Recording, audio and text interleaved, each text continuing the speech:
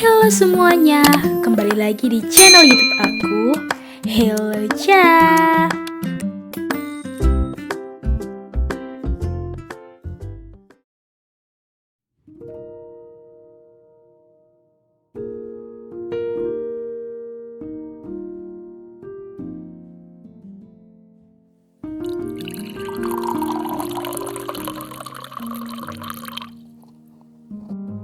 Jadi, aku kemarin buka pertanyaan tentang buka usaha maupun usaha kecil yang sedang aku jalani saat ini. Untuk yang belum tahu, jadi aku jualan talenan lukis, kanvas lukis, dan tote bag lukis. Aku memulainya sejak bulan April 2020, pas awal-awal pandemi kemarin, sampai sekarang. Ada beberapa pertanyaan yang mau aku jawab di sini. Kita sharing bareng ya teman-teman. Jawaban dari pertanyaannya nanti itu berdasarkan pengalaman aku, menurut aku dan versi aku. Kita masuk pertanyaan yang pertama. Ini pertanyaan dari teman aku, duka yang pernah dirasakan saat merintis bisnis baru. Nah, semua usaha itu kan pasti ada suka dan dukanya kan teman-teman. Beberapa duka yang pernah aku rasain selama buka usaha ini, pas ada customer order, terus pas 20% pengerjaan, tiba-tiba hilang gak ada kabar.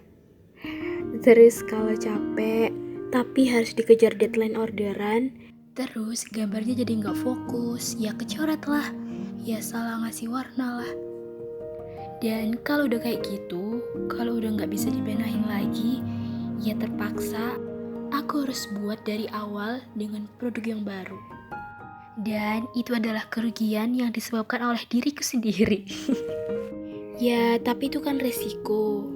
Aku malah lebih berduka kalau produk yang aku buat dan aku kirim gak sesuai sama ekspektasi. Takut customer aku kecewa dan gak bakal order lagi. Jadi, kualitas produk itu penting ya teman-teman. Terus selanjutnya, pas di komen, kok mahal banget? Padahal kan cuma gitu aja gambarnya. Saatnya untuk tarik nafas. Setelah aku survei semuanya, nah, menurut aku, produk aku itu udah yang paling murah loh teman-teman. Jadi memang produk handmade atau buatan tangan itu harganya lebih tinggi daripada produk hiasan dinding yang di print atau cuma foto yang diedit pakai aplikasi. Apalagi yang produk tote bag itu lukis ya teman-teman. Jadi bukan tas yang disablon gitu loh. Selain itu, menjual produk handmade gak cuma mengeluarkan modal untuk beli alat dan bahan, tapi juga ada waktu yang harus dikorbankan, energi yang harus dikeluarkan, ide yang harus dituangkan, yang sebenarnya itu lebih mahal dari harga bahan dan alat yang digunakan. Jadi, kita harus selalu menghargai karya orang lain ya teman-teman. Dan jangan ngebandingin antara karya orang yang satu dengan karya orang yang lain, karena itu jelas berbeda. Duka selanjutnya yaitu aku pernah beli bahan tapi ternyata nggak sesuai dan auto nggak kepake dan harus beli lagi. Padahal modal uang yang tersisa itu harusnya buat keperluan yang lain. Terus pernah juga kemarin beli talenan, tapi yang datang ukurannya tuh nggak sesuai. Ukurannya lebih kecil daripada biasanya. Jadi ya kalau nggak aku pakai sendiri, biasanya tetap aku jual tapi dengan harga yang lebih murah. Auto rugi lagi ya bun. Terus duka yang lain, kalau tiba-tiba mood aku turun, itu parah-parahnya bisa break 2-3 hari. Terus kalau orderannya udah numpuk, ya gitu deh. Sebenarnya masih banyak banget dukanya. Dikatain ini itu, tapi yang nggak semuanya aku bisa ceritain di sini karena terlalu privacy. Nah, itu adalah secuil dari banyaknya duka yang aku rasain. Jadi untuk kalian yang mungkin beranggapan aku usahanya selalu enak, selalu lancar, selalu laku, tapi di balik itu semua ada perjuangan, ada waktu, ada ide, ada air mata. Tapi aku tetap selalu semangat biar usahaku semakin berkembang, dikenal banyak orang, dan aku jadi bisa lebih belajar menghargai kalau cari uang itu susah. Sebelum melanjut ke pertanyaan yang kedua, aku mau ngomong kalau usahaku ini masih kecil dan aku juga masih belajar. Jadi di video ini aku cuma mau sharing. Lanjut pertanyaan kedua dengan orang yang sama. Apa yang membuat kamu tetap bertahan dengan terus memproduksi produk ini? Biasanya orang bisnis kan ada rasa bosan. Dan jawabannya sangat amat simpel, yaitu karena aku suka, karena aku cinta, karena aku hobi. Jadi sebenarnya aku melakukan pekerjaan ini atau jualan ini itu ya kayak aku melakukan hobi yang dibayar gitu. Aku suka gambar, aku suka mewarnai. Ya meskipun rasa jenuh itu tetap ada, tapi kembali lagi, kalau kita suka sama sesuatu, palingan kalau bosennya 2-3 hari, habis itu balik lagi deh. Jadi menurut aku, apapun produk yang akan kita jual, itu kita harus suka dulu sama produknya. Jangan karena lagi tren, terus kalian jadi ikut-ikutan ngejual produk itu. Karena hal kayak gitu, itu biasanya gak akan lama.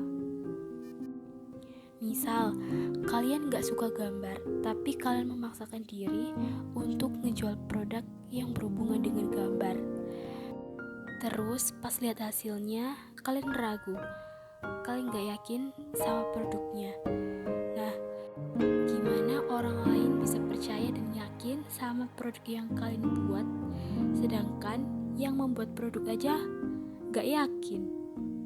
Dan itu gak cuma berlaku buat buka usaha jasa kayak aku ini, tapi itu juga berlaku buat kalian yang misalkan jualan baju, sepatu, tas, ataupun yang lainnya. Pokoknya sebaiknya kalian harus suka sama produk yang kalian jual dulu. Oh iya, dan menurut aku, kalau punya hobi atau kesukaan yang lebih tinggi dibandingkan punya bakat atau keahlian, itu lebih enak. Menggambar sebenarnya itu hobi aku, bukan bakat. Nah, orang yang punya hobi, meskipun dia nggak ahli, pasti usaha bisanya itu lebih tinggi dibandingkan dengan orang yang punya bakat tapi dia justru nggak hobi atau nggak suka sama bakat itu sendiri. Nah, kembali ke jawaban yang tadi, selain suka, aku juga berpikir kalau misalkan aku bosan, kalau aku berhenti, karya-karyaku juga akan berhenti.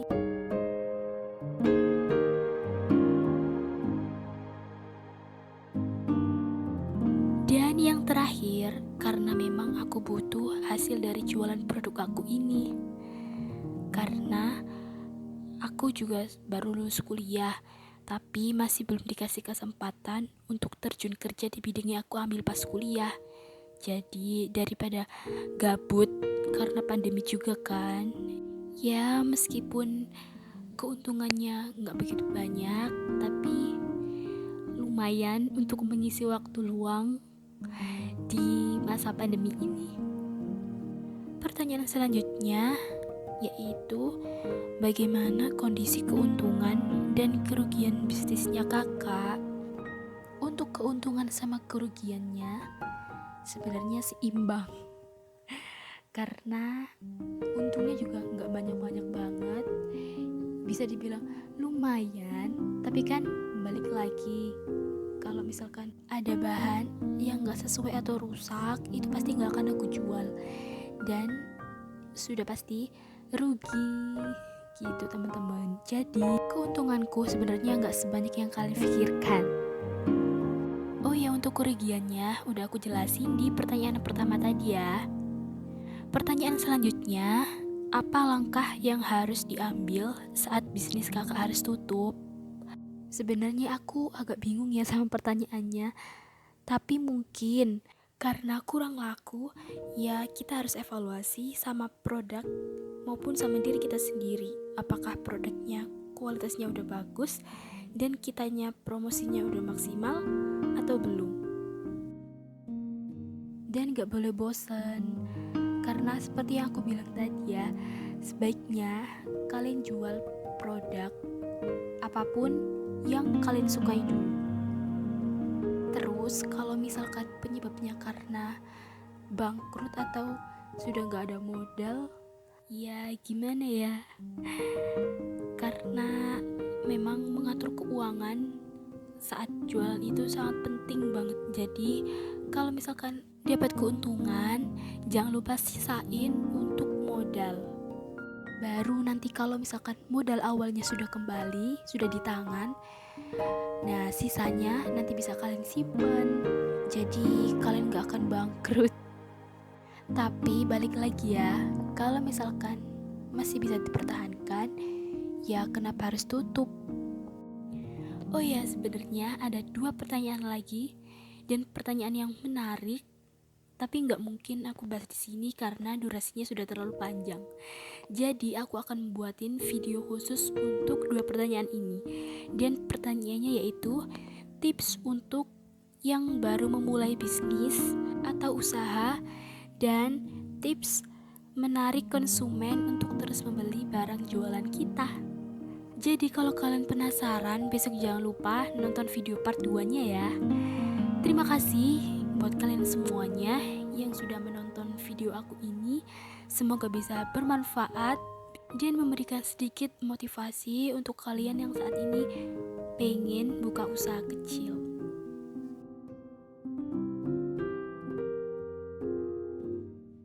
Dan sekali lagi, aku sekarang ini juga masih belajar ya teman-teman. Terima kasih sudah menonton video aku. Jangan lupa di like, komen kalau misalkan ada pertanyaan, dan subscribe channel aku. Dan jangan lupa share ke teman-teman kalian. Siapa tahu ada yang mau buka usaha kecil juga.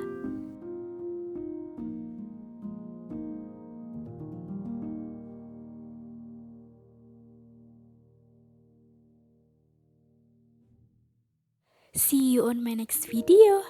Bye bye.